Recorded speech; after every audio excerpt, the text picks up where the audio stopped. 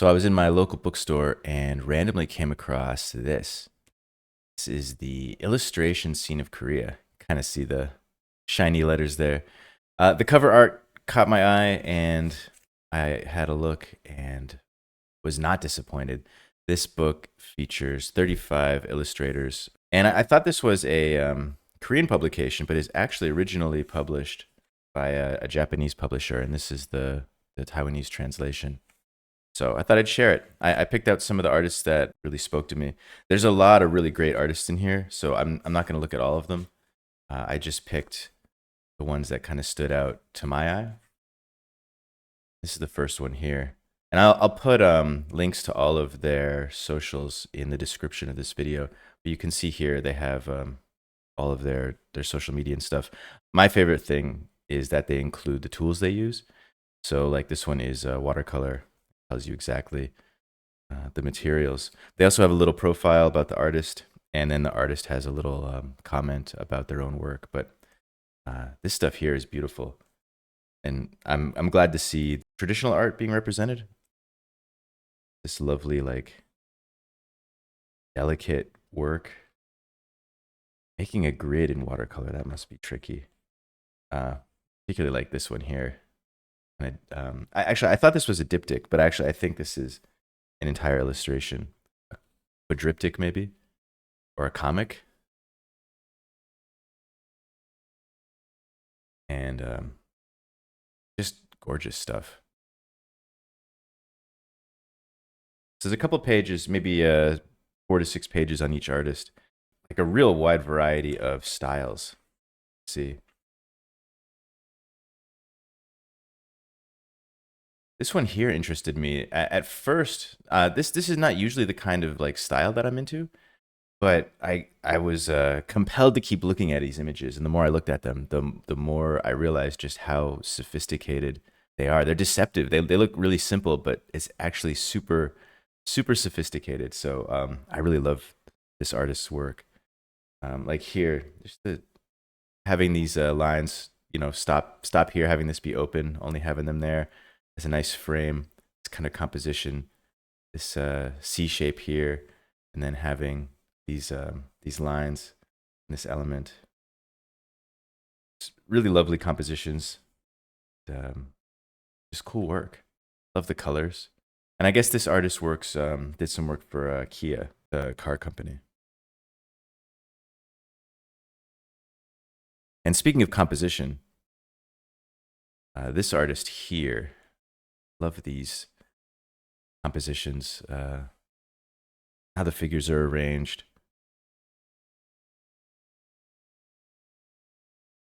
And particularly like this one.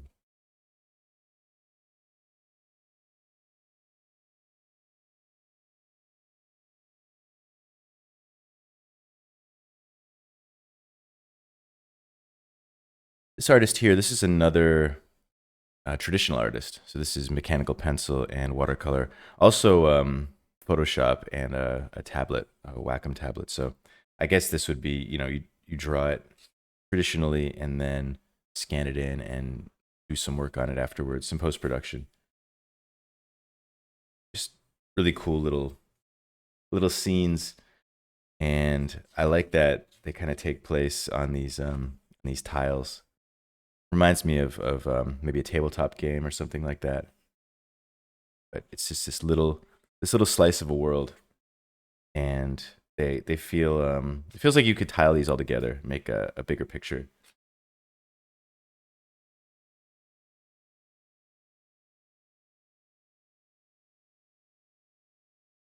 This one here, the first couple times I looked at these, they made me really uncomfortable.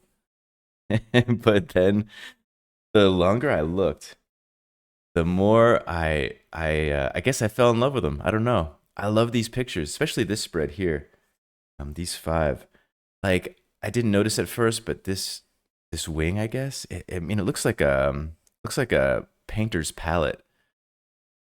The texture on it and the way it's handled. Some of these really interesting decisions, just weird textures and weird things going on. I don't know. The longer I look at this, the longer I think I could look at this.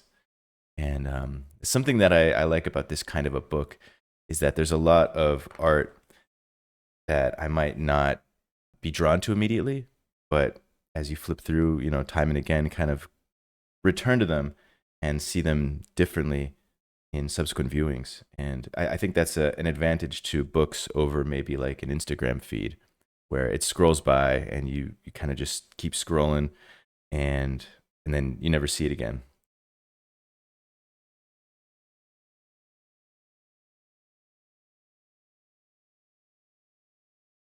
This one here is another traditional art. This is watercolor and gouache. And I particularly like this one here.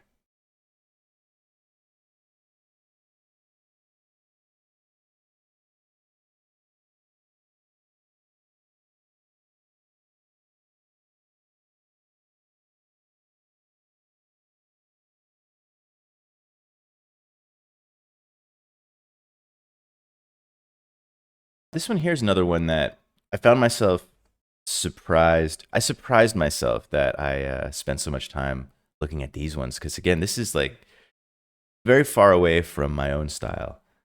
But I think that's maybe part of why I like them. Lately, I've been thinking about the importance of looking at work that is far away from what I'm inclined to make because there's a lot to learn there. All of these have this really interesting texture to them.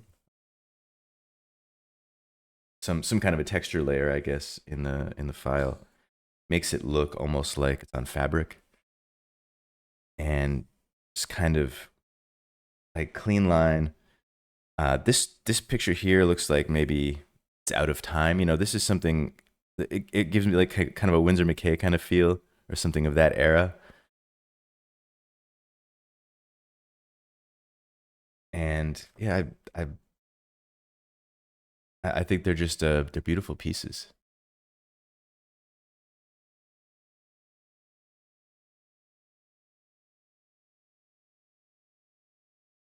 And the last one here, this is the cover artist.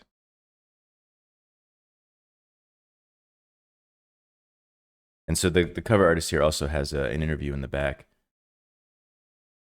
of the patterning clothing. Great colors, nice figure work.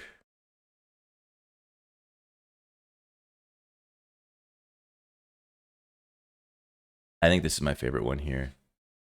The contrast between these clothing.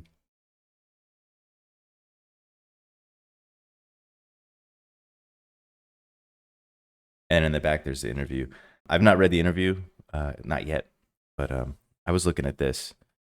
This looks like thumbnails, these kind of fabric samples here with the patterns and stuff. So it makes sense. Like this would be one of the steps this artist would take.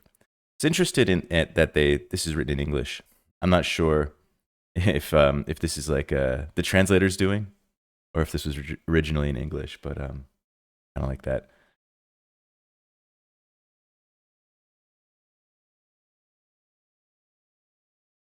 So that's the illustration scene of Korea.